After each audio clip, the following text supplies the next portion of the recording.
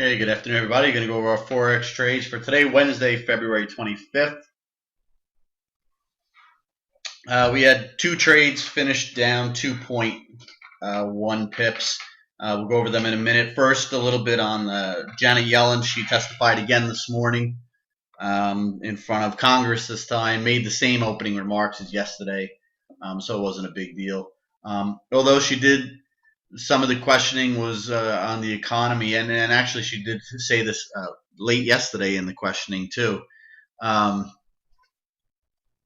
that if they don't normalize rates, or at least they don't start normalizing rates, and this economy does take a turn for the worse, that they're basically out of bullets. They can't. We're already at zero bound on interest rates.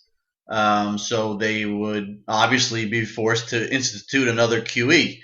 But when she said that they're basically out of bullets, you have to say to yourself, is she implying that QE to the tune of close to $4 trillion only really stabilized the economy and brought it back to this weak recovery that we've had? It sounds like that's what she's implying. Because I would think you wouldn't use that terminology, that we'd be out of bullets. I think you'd say something a little bit more positive.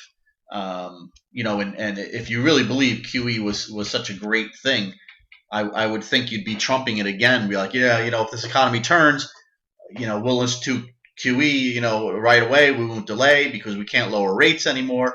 So we'll institute the QE again, and because it did this, that, and the other thing during the financial crisis over the last 4 or 5 years, whatever it was, of doing QE, and how great it was, but she didn't go down that road. Just an interesting take. Anyway, let's get to the trades. Two trades, both were last night. We missed a couple this morning. We just didn't get fills. They were full scalps. These two were full scalps. We were trying to do some full scalps this morning before Janet Yellen opens her mouth a little after 10 a.m. We were looking for pullbacks on a couple of different pairs. Australian dollar, Japanese yen was one of them, and pound to US dollar was another. We just didn't get it. Pound to US dollar did pull back, but not far enough, and the Australian dollar, Japanese yen never pulled back and took off on us. So we didn't want to chase, especially heading in. This was 7:30 in the morning on the East Coast. Especially heading into Janet Yellen's, comments in 2.5, 3 hours. You don't want to get stuck in something and have her open her mouth the wrong way. Anyway, these two trades were last night. The first one you're looking at here is Australian dollar, Japanese yen. Just bad. It looked like we were catching a breakdown here, basically short at the bottom, 93.162, and the thing just reversed on us.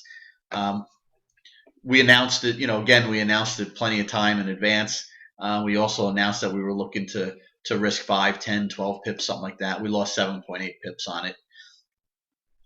And then right after that, maybe a half an hour or so later, we get a signal Australian dollar, US dollar to go long 0.78481. And you could see what it was doing here for about an hour while we were in it, going back and forth between being down a few pips to being up a few pips. And all of a sudden, as soon as we get out, we picked up 5.7 pips. It couldn't have been more than, if I remember correctly, 8 or 9 minutes. This happened. This big pop. Just bad timing on our part, I guess.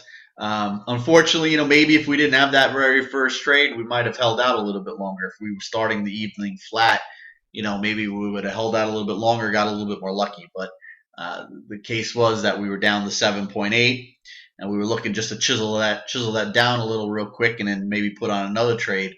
Unfortunately, we didn't get another trade, at least a full scalp. We do have a couple of positions on that are small.